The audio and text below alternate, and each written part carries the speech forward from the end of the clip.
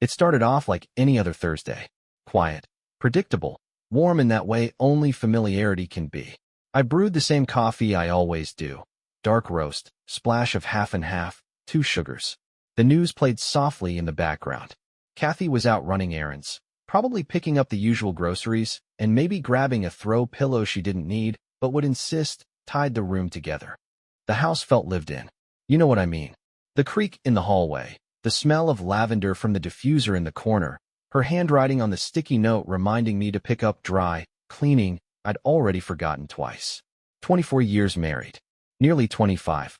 There's a kind of rhythm you develop in a marriage that long. Like a song you've played so many times, you don't even think about the melody anymore. I had just finished wiping down the kitchen counters, a habit I picked up after the kids moved out, when I heard the mailbox clink.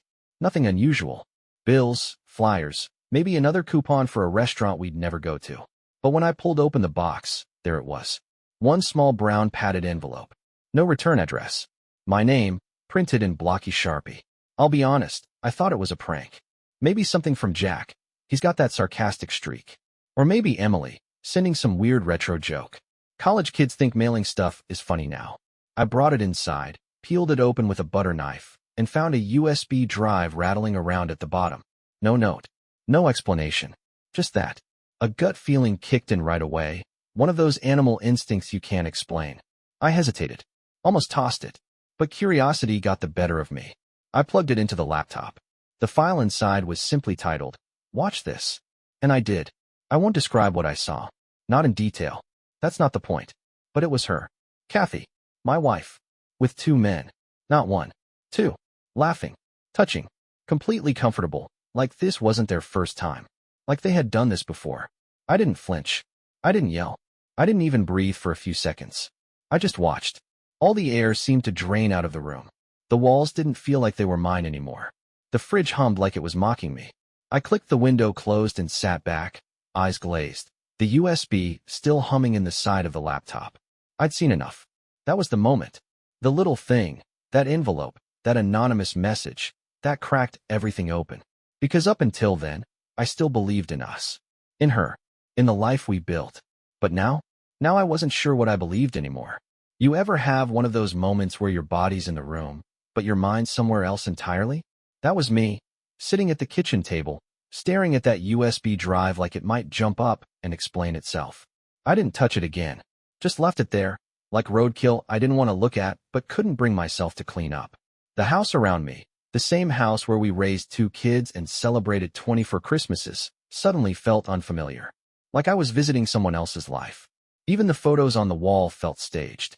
Our smiles, forced. Or maybe I was just seeing them differently now. With suspicion instead of nostalgia. It's a weird thing, betrayal. It doesn't explode. It seeps. Slowly. Quietly. 1 minute you're making coffee. The next you're questioning everything. How long? Who were they? Where did she meet them? Did they come here, to our home? Our bed. I stood up, heart pounding, and did something I didn't think I'd ever do in my life. I walked back into our bedroom and started looking. Not like a madman tearing through drawers. More like a guy looking for something he didn't want to find. And I did find something. Hidden in her nightstand, tucked behind some old books and receipts, was a second phone. One of those pay-as-you-go types. Cheap. Disposable. The kind people use when they don't want to be found. No passcode. Like she didn't think I'd ever snoop. Or maybe she wanted me to find it. Messages. Photos. All from one number. I scrolled through, my stomach twisting with each swipe. She called him babe. Told him things she hadn't told me in years. There were photos too. Nothing too graphic, thank God, but enough to make my face burn. Most of the messages were recent. A few weeks old at most. And that's when it clicked. This wasn't a mistake. This wasn't a drunken one-off or some moment of weakness she'd spend the rest of her life regretting. This was a routine. I put the phone down, washed my hands. Don't ask me why. It just felt necessary. And sat back down at the kitchen table. The thing that hit me the hardest? Not the sex. Not the deception. But the casualness of it all. Like I was a background character in her story now. Like she had already rewritten her life, and I was the leftover she forgot to delete. And yet, I didn't feel rage. Not yet. Just cold. Quiet. Like something inside me had shut off. I knew then I wouldn't confront her. Not yet. That wasn't the play. I needed answers. And I was going to find them. I went out for milk. That's what I told her when she got home. Just needed to grab some groceries. Left the USB drive tucked in my sock drawer, the burner phone sealed in a sandwich bag like evidence from a crime scene. I kept my voice even, my face blank. She smiled like nothing was wrong and asked if I wanted her to make dinner. Sure, I said. That'd be nice. Inside, I felt like I was watching myself on some hidden camera show, playing the part of the oblivious husband while my entire reality had already burned to the ground. I sat at the dinner table, nodding through her small talk, trying not to look at her like a stranger. Every laugh she gave felt hollow. Every time she reached across the table, I wondered if those hands had been on someone else the night before. It was like trying to pretend a cracked window wasn't letting in a storm. That night, while she showered, I jotted down everything I could remember from the messages on the burner phone. Dates. Times. One of the guys, his name kept popping up. T, just an initial, but always with that same area code. The second one? No name. Just cryptic references and winks. She'd met them both more than once. Different places. Sometimes together. Sometimes not. That was the part that really got me. 2. It wasn't just cheating. It was some kind of lifestyle I didn't even know existed. And she was living it behind my back. No, I'm not a PI. I'm not some movie spy with gadgets and blueprints. But I'm not stupid either. I've lived enough life to know when something doesn't add up. So I went low-tech, started checking her mileage. Noted her trips to the gym, the book club, the girls' night she had last Friday. She wasn't even trying to hide it well. Same excuses, same schedule. It was almost insulting. I bought a notebook. One of those cheap spiral-bound ones. Labeled it Project K. I don't know. I needed to make it feel like something other than what it was, a slow, deliberate dive into the unraveling of my marriage. I logged everything. Time she left the house. Where she said she was going. When she came back. Her mood. Her clothes. Her scent. Yeah, that last one stuck with me more than I care to admit. There were nights she came home smelling just like herself. And nights she didn't. One night I stood outside while she showered, listening to the water run, and wondered what she was washing away. What pieces of someone else she was scrubbing off before sliding back into the role of wife. I didn't sleep much that week, but I kept the mask on. And every morning, she kissed me goodbye, like she hadn't just destroyed me a little more the night before. By Monday, I was fully in it. The routine I used to take comfort in, morning coffee, email, yard work, was now cover for a quiet investigation. I wasn't looking for revenge. Not yet, anyway. I just needed the truth. Needed to know how far this went. How deep the rot had set in. I started small. Kathy's calendar was synced to mine, a leftover habit from when the kids were younger and we needed to juggle appointments, soccer games, PTA meetings. That calendar hadn't been touched in months. But her real schedule? That was written in smirks and skipped dinners. So I started tailing her. Not in some dramatic way. No trench coat, no sunglasses. Just me, a couple cars back, watching as she ran errands in heels she hadn't worn since our anniversary 2 years ago. That detail alone told me more than I was ready for. That Tuesday, she pulled into a hotel parking lot off the freeway. One of those spots people don't go for the view. I waited. She didn't come out for 2 hours. When she did, she looked lighter. Relaxed. Like someone who just got exactly what they wanted. She called me on the drive home, asking if I needed anything from the store. I said no. My voice sounded calm, even to me. That night I logged the time, the location, even how long she'd stayed. I marked it in the notebook like I was logging wildlife patterns. Red Lexus. 11:47 a.m. arrival. 2:06 p.m. departure.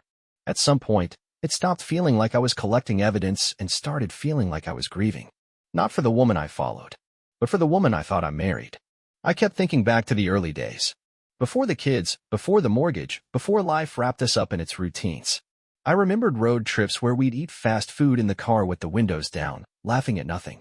I remembered the night she got sick, and I stayed up holding her hair and making her laugh between waves of nausea. I remembered how she looked at me when I told her I wanted to be a dad. And then I'd blink and realize I was staring at a hotel sign, waiting for her to reappear like a ghost wearing her face. It's strange how betrayal doesn't always show up with fireworks. Sometimes it arrives in the form of silence. And a slowly filling notebook. That week, I learned more than I wanted to. But I still hadn't learned everything. Not yet. I used to think only paranoid people snooped through other people's phones. Turns out, I just wasn't paranoid enough. That Thursday, while Kathy was out getting her nails done, I sat at the dining room table with her phone in front of me. It was synced to the home Wi-Fi. I'd seen her typing that same passcode, and 1,000 times muscle memory took over. For digits. Birth year of her high school crush. Not mine, by the way. That stung more than it should have. Once I was in, it didn't take long. She was smart, deleting messages, clearing call logs. But not smart enough. Photos lived in the cloud. And buried in a hidden album was a collection of snapshots that made my stomach twist. None of them showed faces. But they didn't need to. It was the setting that gave everything away. Our guest room. The stupid teal throw pillow I hated. One shot even had my sweatshirt tossed over the edge of the bed. And then there was the video. Just one. Less than a minute. Sound off, but it didn't need volume to scream betrayal. Her voice, familiar and foreign all at once, breathing in a way I hadn't heard in years. I closed it. Didn't even finish it. I'm not wired for that kind of self-destruction. I just sat there, staring at the black screen, hands numb. There was a tightness in my chest that didn't feel like anger. It felt like loss. Like watching a house burn down in slow motion and realizing you're still inside. That's when I noticed something else. A folder in her notes app, locked with Face ID. I couldn't open it, but I saw the preview. It read, "Rules for them. Them. Plural." My mind went into overdrive. Rules? What kind of arrangement was this? Boundaries? Guidelines? I had never felt more like a stranger in my own marriage. I didn't have long. She was due back in 15 minutes. So I backed out, locked the phone, and slid it back onto the charger like nothing had happened. But something had. I didn't just suspect anymore. I knew. Still, I didn't say a word that night. I ate her chicken piccata. I asked how her nails went. I nodded when she told me about a funny thing she saw at the grocery store. She had no idea I was done pretending. I just wasn't done digging. Because now I wanted to know everything. The first real crack came on a Sunday morning. It was nothing major, just a pause too long. A story that didn't match the timestamp on her gym check-in photo. I didn't point it out. Just nodded, made a joke about how I could never keep track of time either. She laughed, but it was brittle. Off. She was starting to feel the shift. Because here's the thing about keeping a secret. The longer you carry it, the heavier it gets. And the people around you? They start to notice the weight. Even if they don't know what it is. I started testing her. Little things. Slipping questions into conversations that shouldn't have mattered. "Oh, didn't you say you met T at the office supply store that day? Thought you were seeing Jamie, not the girls, for that lunch?" Each time, she flinched. A tiny stutter, a delay in her response, a glance down at her plate. She covered well. She's always been good with words. But her body? Not so much. The guilt was in her shoulders. The timing was off too. She started getting more affectionate. Random kisses on the cheek. Soft touches in the kitchen. She bought my favorite snacks just because. Little peace offerings. Guilt disguised as sweetness. It was almost insulting. But I played my part. I said thank you. I smiled.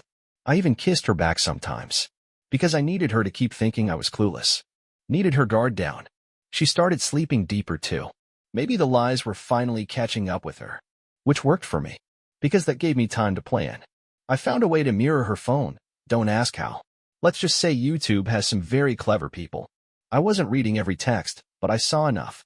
Group chats. Late-night notifications. One contact saved as Tina, a little too chatty for a woman I've never met. And then came the name, Mark. Not T. Not anonymous. Mark. Found through Venmo of all places, he sent her a payment for wine plus fun. I don't know what part hurt worse, the emoji, or the fact that she wasn't even trying that hard to hide it anymore. It hit me one night as I lay next to her, staring at the ceiling while she slept peacefully beside me. I was more familiar with her lies now than I was with her truth. She didn't know it yet, but she was running out of time. Because the more I watched, the clearer it became. She wasn't just careless. She was confident. And that was her mistake. I printed a calendar. Just a regular one from Google. Nothing fancy. Each box marked with red pen, noting where she claimed to be and where I knew she actually was. Side-by-side comparisons. I even used different colored highlighters, yellow for her excuses, blue for verified locations, green for when I was too late to figure it out. Those were the days that bothered me most. The blanks. Because that's where imagination filled in the gaps. And imagination is cruel. I added addresses. Mark's apartment.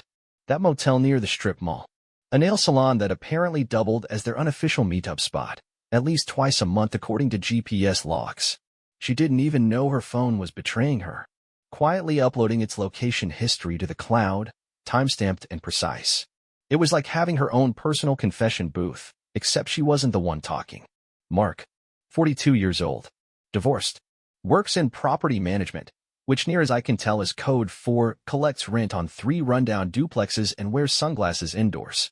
Social media told me he's into motorcycles and motivational quotes about hustle. One photo showed him grilling shirtless with a beer in his hand and a Bluetooth headset on. A real prize. And the other one? The mystery man. T. Still no name. Just a phone number. Blocked. Unlisted. Burner. Maybe. But I traced it to a local Wi-Fi login at a gym she doesn't go to. Same one she said she couldn't stand 2 years ago because of the smell. Now she's there every Thursday. I drove past once. Didn't even park. Just watched from a light across the street. Saw her walk out in yoga pants that hugged her like a stranger's hands. She was glowing. Not from a workout, but from something else entirely. She stopped and looked around like she was waiting for someone. A minute later, a guy pulled up in a black sedan. Tinted windows. She smiled and got in. That was the first time I saw her with him. And I didn't feel rage. I felt small. Like I'd been replaced by someone with darker sunglasses and better timing. But I didn't follow them. Not that time. I just sat there, letting the truth settle in my chest like wet cement. Then I drove home, pulled into our driveway, walked inside the house I paid for, and fed the dog. Like nothing happened. Because at this point, I wasn't chasing proof anymore. I had enough. Now I was watching to see just how far she'd go. And the deeper I looked, the more I realized. This wasn't just an affair. This was a second life. I knew where they were going before they got there. The black sedan, the fake gym trip, the little bag she carried like she was off to a yoga class but forgot the mat every single time. It was all a routine now. A polished, practiced lie. But I was done watching from a distance. So that Thursday, I followed. Not close. I'm not an amateur. 2 cars behind, no eye contact, windows up, radio off. Just the sound of my own breathing and the low hum of tires on pavement. They didn't go to a hotel this time. They went in his house. Mark's. 1-story rental, with paneling on the side, an American flag flapping limp on a rusted pole by the porch. Trash bins still out front like they'd missed pickup. I pulled over half a block down and watched. She got out, walked up to the door like she'd done it 100 times, probably because she had. He opened the door before she even knocked. That told me everything. She was expected. I didn't stay long. I didn't need to. It's not about catching them in the act. It's about confirming what you already know in your gut. And I knew. The drive home felt like swimming through cement. The kind where your limbs work, but your chest sinks heavier with every mile. I don't even remember pulling into the garage. All I know is that I sat in my car for 20 minutes, holding the steering wheel like it was the only thing keeping me upright. What would I even say to her? What could I say? That I followed her? That I knew about Mark? About T? That I'd mapped her betrayal with highlighters in Google Street View? She'd spin it, deflect, or worse, smirk. And I couldn't stomach seeing that smirk. So instead, I walked inside, ate dinner alone, watched the news like the world was still normal.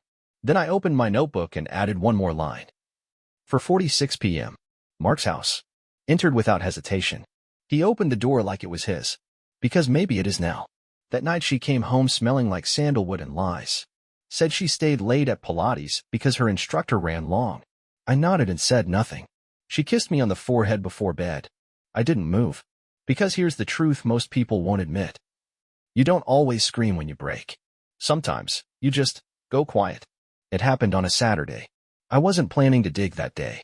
I told myself I'd take a break from it all, maybe go fishing, maybe just sit on the porch with a cold beer and pretend my life wasn't crumbling under my feet. But curiosity doesn't work like that. It creeps in like smoke under a door. I opened her laptop. She never logged out of her email. Probably thought I'd never look, or maybe she just didn't care anymore. Either way, it was easy. Just a few clicks, and there it was, an email thread buried in her archives, one she'd renamed Travel Itinerary to make it look boring. It wasn't. It was him. T. Real name, Travis. And that name hit harder than I expected. Not because I knew him personally, but because I knew of him. He used to work with her. Briefly. Some company retreat years ago, she mentioned his name once or twice, casually, like he was just another face in a sea of coworkers. Funny how those are the ones you have to watch for. The emails were flirtatious at first, then bold, brazen, and then detailed. Meetup plans. A trip they'd taken 2 months ago, disguised as a work conference. A shared Google Doc titled, bucket list filled with ideas that didn't belong in any respectable marriage. It read like a to-do list of betrayal. And at the bottom, a photo, not of them together, of her, in our bed, sheets I bought, pillowcases she picked, looking into the camera like she owned the world. I closed the laptop and sat there for a while, just breathing, not angry, not sad, just hollow, because this wasn't one mistake. It wasn't just Mark, or Travis, or the hotel rooms and the burner phone and the Thursday lies. It was a pattern, a lifestyle, something she chose over and over and over again. And me? I was just the placeholder. The guy who kept the lights on while she lit matches behind my back. That night, I couldn't sleep. I lay there next to her, the laptop still open in the other room, glowing like a silent witness. She shifted in her sleep and reached for me, half asleep. I flinched. She didn't notice, because she was dreaming. And me? I was wide awake. And I knew I couldn't unknow any of this. Sunday morning felt heavier than usual. She made pancakes. Blueberry, my favorite, hadn't made them in years. The smell filled the house like some cruel nostalgia bomb. I sat at the kitchen table, sipping coffee, pretending everything was fine. That had become my specialty, pretending. I should have won an award for it by then. She smiled like she meant it, poured syrup over my stack like a wife who cared. I chewed slowly, wondering if she made pancakes for them too, wondering if they got the same smile, the same sweetness. I looked at her and saw a stranger wearing my wife's skin. But I said thank you, kissed her on the cheek, even helped clean up, because I wasn't ready to blow it up. Not yet. No, I needed control. So that afternoon, while she was meeting a friend, I started preparing. Not emotionally, I'd given up on that. This wasn't about feelings anymore. It was about facts, steps, strategy. First, I bought a new phone. Not to call anyone, just to keep everything separate. A place to store copies of the files, the screenshots, the timeline. I wasn't putting all this in my regular phone. Too risky. Second, I opened a private email account. Started drafting a letter. Not to her. Not yet. But to someone who would matter if this ever became legal. A lawyer, maybe. Or maybe just myself. Because part of me needed to write it all down.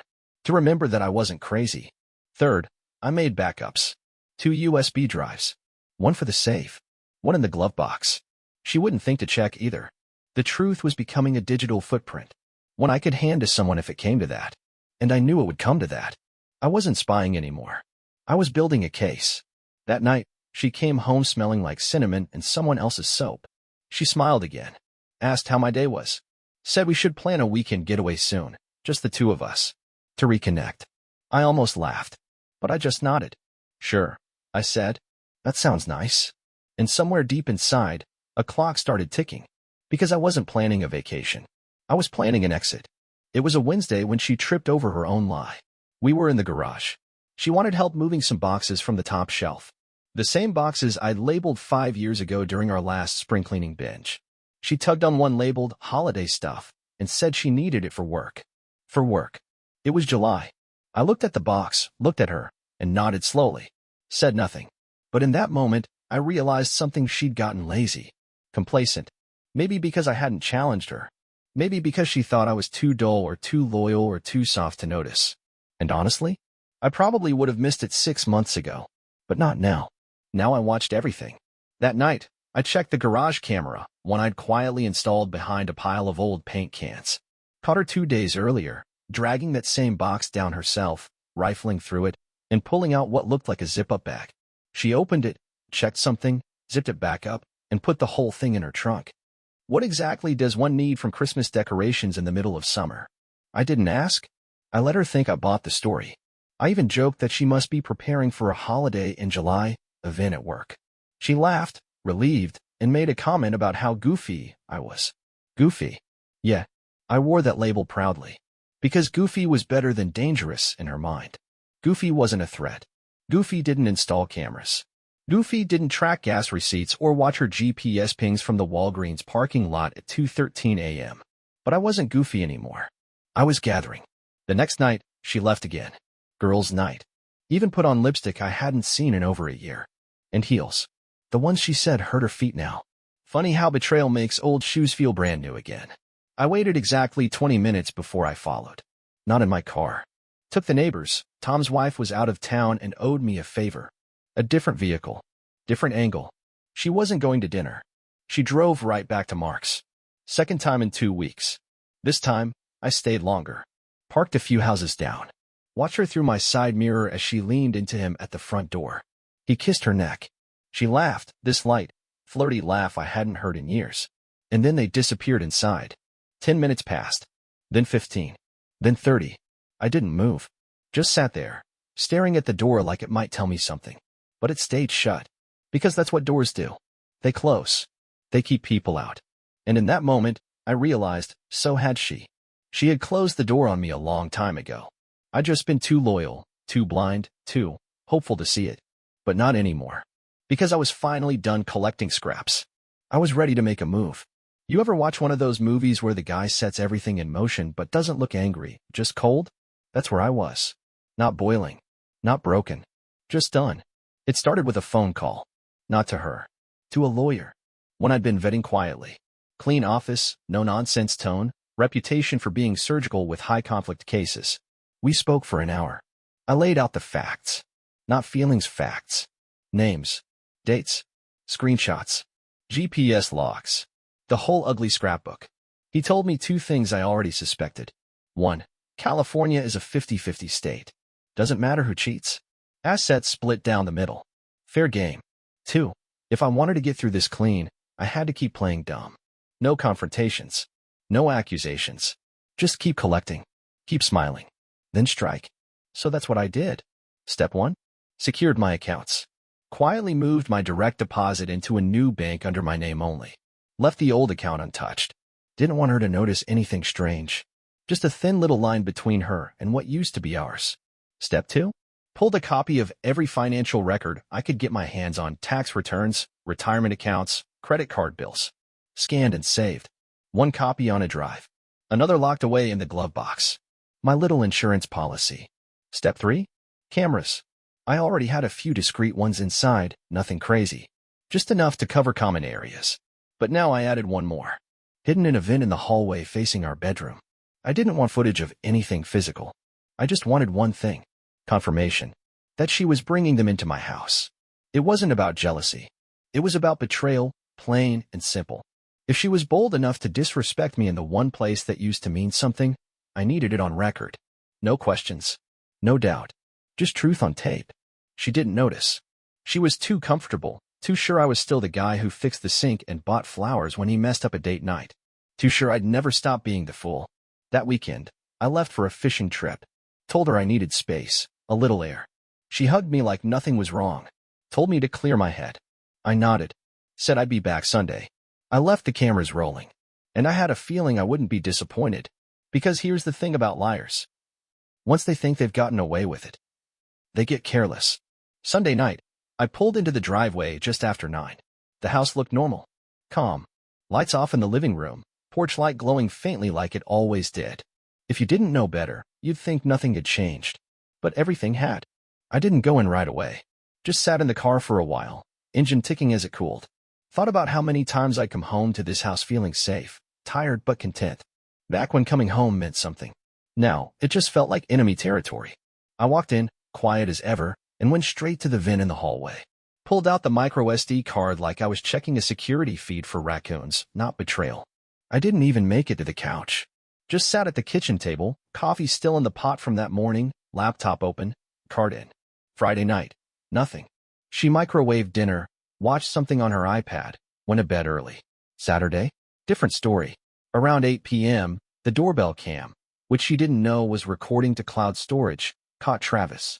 The mystery man. Turns out he wasn't a mystery anymore. Tall, smug, gym-built.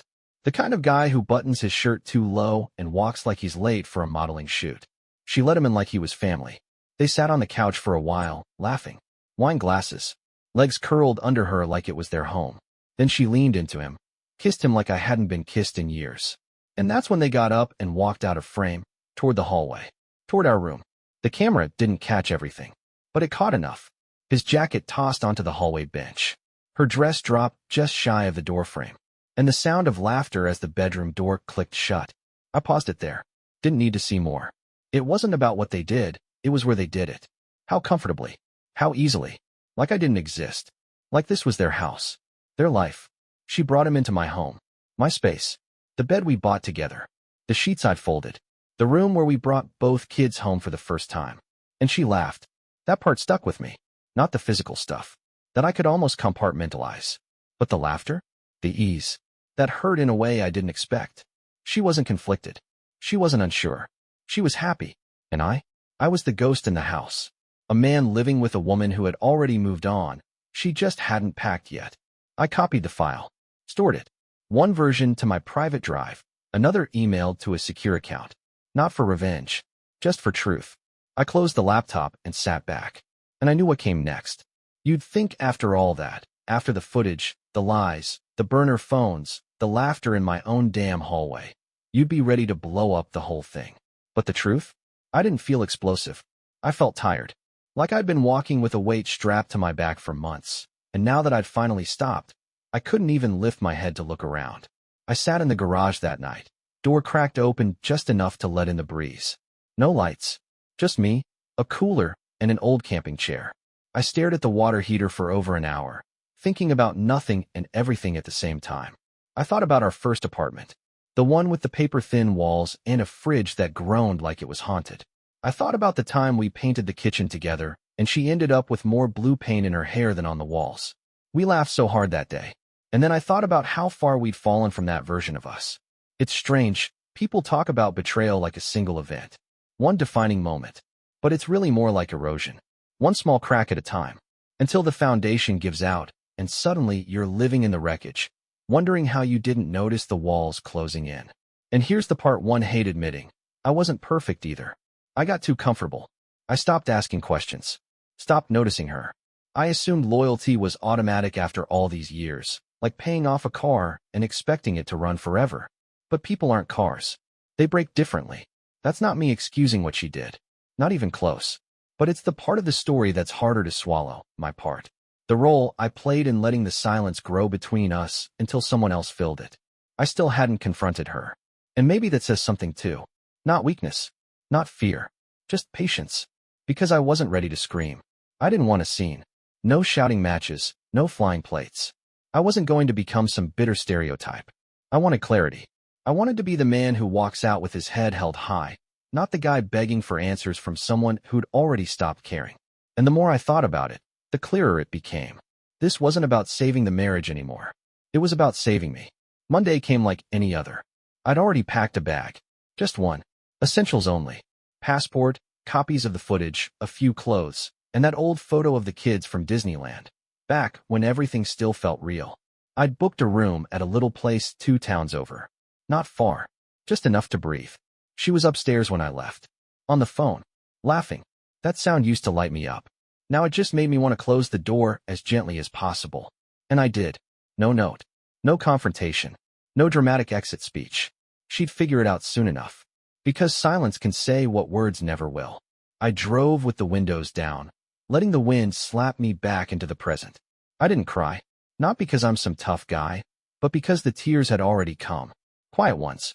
On nights she thought I was asleep. In the driveway after tailing her to Mark's. In the garage with nothing but a beer and the truth. I pulled into the motel lot around noon. Checked in. Sat on the bed. Stared at the ceiling fan spinning slow and steady. And I let myself feel it all. Not just the betrayal, but the end. Not just the end of a marriage, but the end of a version of me I'd carried for too long. The loyal guy. The dependable one. The man who believed commitment was enough to keep someone by your side. Maybe that's still true. With the right person. But this wasn't the right person anymore. Maybe she never was. I don't know what comes next. I don't have some big redemption arc planned. I'm not downloading dating apps or plotting some triumphant return to single life. I just know this. I walked away without burning the house down. And sometimes, that's the win.